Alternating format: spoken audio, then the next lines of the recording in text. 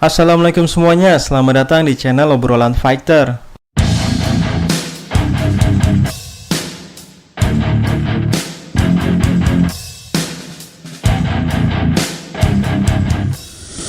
Gue berterima kasih banyak kepada Charles Oliveira yang telah menyelamatkan divisi ini menjadi divisi yang paling kompetitif dan paling keras persaingannya di dunia. Michael Chandler bukannya tidak pantas jadi juara, tapi untuk saat ini belum waktunya. Terlalu cepat bagi Michael Chandler jika langsung merasakan juara di kelas yang sekeras ini persaingannya. Ingatkan dulu ketika raja kelas featherweight sangat dijadikan proyek oleh UFC, yaitu Conor McGregor, untuk bisa jadi double champ. Kedatangan Conor di kelas ini benar-benar merusak nasib para fighter yang sedang haus juara. Kenapa gue bilang merusak? Karena fighter seperti Khabib dan Tony Ferguson merasakan betul efeknya. Mereka yang sudah lama menduduki ranking tertinggi justru dengan mudahnya direbut oleh Conor McGregor. Bahkan makin tidak jelas nasib fighter di kelas ini, karena setelah Conor double champ, Conor malah meninggalkan kelas ini dan malah bertarung melawan Floyd Mayweather, bahkan tanpa melepas gelarnya yang terbilang gantung. Hal itu membuat Khabib yang gue rasa sudah pantas jadi juara sedari dulu, justru harus merasakan sabuk interim dulu. Dan diperparah dengan kutukan Tony dan Khabib yang terus berlanjut hingga sekarang, bahwa mereka tidak akan pernah bertarung selamanya. Namun ketika Conor kembali ke kelas ini, Conor baru merasakan kerasnya persaingan di kelas ini. Gue bukan meremehkan Eddie Alvarez, tapi kelas lightweight di era LD Alvarez tidaklah sekeras era Khabib Nurmagomedov. Ketika Conor dibombardir oleh Khabib, Conor seolah diberi peringatan tegas oleh Khabib bahwa kelas ini bukan hanya demi pasar atau proyek semata, tapi di kelas ini ada Justin Gaethje, Tony Ferguson, Dustin Poirier, dan fighter lain yang sedang haus juara. Jadi tolong jangan main-main dengan kelas ini, sampai-sampai malah melawan Floyd Mayweather. Setelah itu Conor tidak pernah menang lagi. Dengan kalahnya dari Dustin Poirier, semakin jelas dan tegas bahwa di kelas ini memang sangatlah keras persaingannya. Conor yang tidak pernah kalah di kelas featherweight justru hanya kebagian satu kali menang di kelas lightweight. Tapi kita juga harus berterima kasih kepada Conor McGregor. Tanpa dirinya, mungkin nilai jual UFC tidaklah seperti sekarang yang terus berkali lipat, di mana dulu pay-per-view tertinggi tidak pernah lebih dari angka 1 juta dan bayaran fighter tidak pernah lebih dari 1 juta dolar. Dibayar 200.000 dolar aja itu udah gede banget untuk level kompetisi MMA. Tapi dengan adanya Conor yang membuat pasar UFC begitu luas dengan keuntungan yang berlimpah, membuat UFC mulai berani membayar fighter dengan bayaran di atas 1 juta dolar atau bahkan 6 juta dolar. Tapi oke lah, dari segi bisnis Conor emang rajanya. Tapi di video ini gue lebih fokus untuk menjelaskan betapa kompetitifnya kelas ini. Di kelas lain seperti di kelas middleweight, Adesanya yang baru datang di tahun 2018 dengan cepat diberi title shot hingga juara. Atau di kelas welterweight, Kamaru Usman memang debut di tahun 2015, 4 tahun kemudian juara di tahun 2019. Tapi Khabib dari 2012 masuk UFC, 6 tahun kemudian baru di tahun 2018 merasakan sabuk juara UFC. Ya memang, Jan Blachowicz juga dari 2014 masuk UFC, tapi yang bikin Jan Blachowicz lama juara karena kalah 5 kali sebelumnya. Sedangkan Khabib dari debutnya tidak pernah merasakan kekalahan.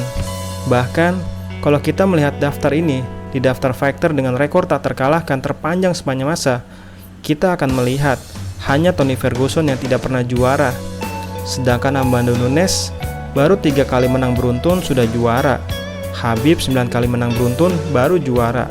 Max Holloway 9 kali menang beruntun baru juara. George St. Pierre baru 4 kali menang beruntun sudah juara. Demetrius Johnson setelah kalah lalu imbang lalu menang setelah itu juara. John Jones dengan 3 kali menang beruntun setelah itu juara. Kamaru Usman setelah 8 kali menang beruntun setelah itu juara. Apalagi Anderson Silva baru 2 kali menang langsung merasakan juara. Artinya tidak ada satupun fighter yang tidak merasakan juara jika pernah menang beruntun lebih dari 8 kali. Sedangkan Tony Ferguson sudah 12 menang beruntun, belum juga merasakan juara yang sesungguhnya. Nah, kenapa Khabib begitu lama dapat title shotnya? Dan kenapa Tony tidak juga juara? Padahal win streak 12 kali. Oke, akan gue bahas sedikit sejarah kelas ini. Jadi begini ceritanya. 2007 Nate Diaz sudah debut di kelas ini. 2011 Tony debut di kelas ini. 2012 Khabib debut di kelas ini.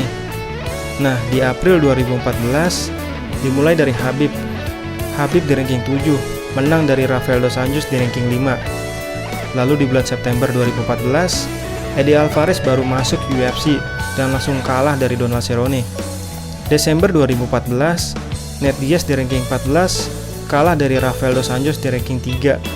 Sedangkan Tony Ferguson sepanjang 2014 bertarung dan menang 3 kali pun belum juga masuk 10 besar dan selalu diberi lawan non-ranking karena memang saking ketatnya persaingan di kelas ini. Lalu di tahun 2015, yaitu di bulan Maret, karena 3 kemenangan beruntunnya, Rafael dos Anjos maju melawan sang juara dan menang atas Anthony Pettis. Bulan Juninya, Eddie Alvarez di ranking 10 menang atas Gilbert Melendez yang waktu itu di ranking 4. Bulan Julinya, Tony Ferguson yang waktu itu di ranking 11 menang atas Josh Thompson yang waktu itu di ranking 9.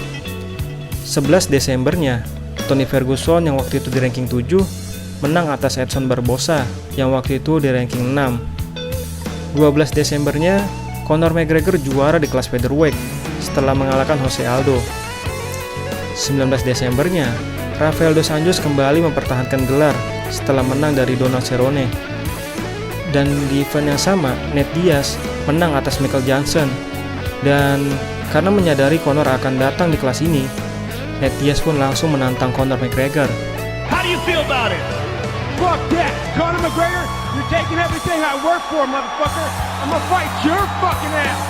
You know what's the real fight? What's the real money fight is me, not these clowns that you already punked at the press conference. Don't no one want to see that. You know you beat them already.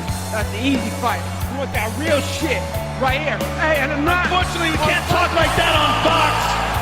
Dan sepanjang 2015, Khabib selalu batal bertarung karena cedera, termasuk batal melawan Tony Ferguson. Nah, di 2016, mulailah kekacauan persaingan di kelas ini, karena di bulan Januari, UFC mengumumkan bahwa Conor akan melawan sang juara, yaitu Rafael dos Anjos.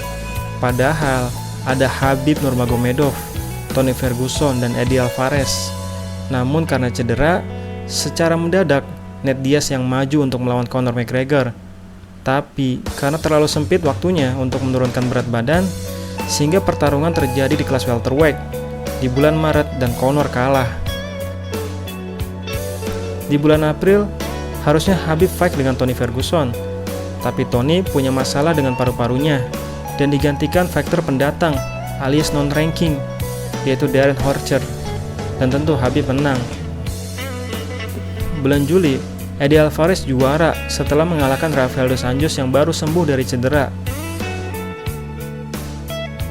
13 Julinya, Tony Ferguson yang di ranking 3 justru melawan fighter non-ranking, yaitu Lando Vannata. Agustusnya, Conor menang dari Nate Diaz. Nate Diaz minta trilogi, tapi UFC tidak peduli dan lebih memilih mengampanyekan lagi proyek double champ Conor McGregor. Novembernya, Rafael dos Anjos kalah lagi, kali ini dari Tony Ferguson, dan Rafael dos Anjos malah mental ke kelas welterweight. Nah, di bulan September, ini asli parah. UFC awalnya sudah teken kontrak bahwa Khabib maju untuk merebut gelar Eddie Alvarez. Tapi, Eddie Alvarez malah lebih memilih melawan Conor McGregor, dan Khabib pun marah di media sosial dan mengatakan bahwa Eddie Alvarez adalah juara omong kosong. Hasilnya di event yang sama, di UFC 205, Eddie Alvarez melawan Conor McGregor. Khabib yang sehat walafiat diberi lawan Michael Johnson. Alhasil, tangan Michael Johnson pun patah, dan Conor McGregor pun meraih double champ. Di tahun 2017, nah setelah double champ, Conor begitu saja pergi dan memilih bertarung dengan Floyd Mayweather dan meninggalkan kelas ini tanpa melepas gelarnya. Daripada kosong tanpa ada perebutan sabuk, Khabib dijadwalkan lagi bertarung dengan Tony Ferguson, tapi Khabib mundur karena tiramisu. Maka Tony pun dijadwalkan bertarung dengan Kevin Lee untuk sabuk interim, dan Tony pun menjadi juara sementara. Setelah itu di bulan Desember, Khabib melawan Edson Barboza yang waktu itu di ranking 4. Dan Khabib pun menang.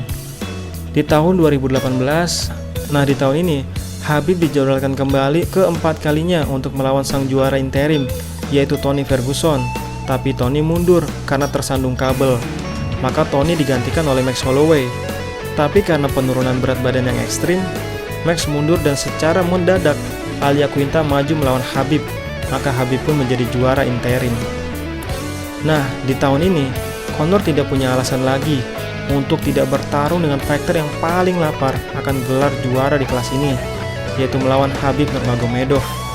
Maka di bulan Oktober, Khabib membombardir Conor McGregor sejadi-jadinya, dan Khabib pun menjadi juara yang sesungguhnya. Namun di event yang sama, Tony nggak ada halangan apapun dan menang brutal atas Anthony Pettis. Dan di tahun 2018, Dustin Poirier di kelas ini mengantongi 8 kemenangan, 1 kekalahan dan 1 kali no contest. Dan di tahun ini, Charles Oliveira memulai rekor tak terkalahkannya. 2019, Conor mengumumkan pensiun. Bulan Juni, Tony menang atas Donald Cerrone yang waktu itu di ranking 4. Waktu itu, Max Holloway harusnya melawan Khabib Nurmagomedov, tapi karena Khabib masih dalam masa hukuman atas kerusuhan di UFC 229, maka Dustin Poirier yang maju melawan Max Holloway, dan Dustin pun menjadi juara sementara, sedangkan Max Holloway mental lagi ke kelas featherweight. Septembernya, Dustin akhirnya bertarung dengan Khabib, namun kalah via submisi. 2020, Conor McGregor comeback, namun bukan melawan Khabib, tapi malah naik ke kelas welterweight dan melawan Donald Cerrone. Bulan Mei-nya, harusnya Tony melawan Khabib Nurmagomedov, tapi batal lagi. Kali ini karena peraturan lockdown, dan Khabib digantikan oleh Justin Gaethje, di mana Justin Gaethje menang via TKO. Sedangkan Dustin Poirier menang atas Dan Hooker. Sedangkan Charles Oliveira, sejak 2018, Oliveira menang 8 kali beruntun. Lalu Khabib pun menang atas Justin Gaethje, lalu pensiun. Dan masih banyak lagi cerita di tahun 2021. Sehingga dengan mengetahui sejarahnya, kita melihat betapa kerasnya persaingan di kelas ini, di mana Khabib, Tony, Dustin Poirier, Justin Gaethje, dan Charles Oliveira punya sejarah panjang di kelas ini. Jadi wajar Charles Oliveira pun menangis ketika mendapatkan sabuk ini, di mana Oliveira kembali membuat bangga para fighter Brazil dan para praktisi Brazilian Jiu-Jitsu. Dan bicara Tony Ferguson, entah kenapa gue paling benci sama orang yang bilang kalah ya kalah aja dan melupakan sejarah fighter tersebut. Sekarang, mana ada fighter yang kalah TKO dalam keadaan berdiri selain Tony Ferguson? Fighter mana yang tidak patah tangannya dan tidak melakukan tap dengan armbar yang begitu dalam dari Oliveira? Fighter mana yang di heel hook begitu lama tapi nggak tap? Itu menandakan bahwa selama ini yang bikin Tony berani adu striking, karena bisa dibilang secara keseluruhan tulang Tony adalah yang paling kuat di kelas ini. Bahkan kepalan tangan Anthony Pettis pun hingga retak saat melawan Tony Ferguson. Tapi gue rasa di usia 37 tahun, memang nasib Tony ke depannya mungkin akan sama dengan Yoel Romero, Tyron Woodley, dan Anderson Silva, yang mana kekuatannya lemah karena usianya sendiri. Nah, gimana menurut kalian? Jangan lupa tulis di kolom komentar, dan jangan lupa like and subscribe obrolan Fighter. Terima kasih.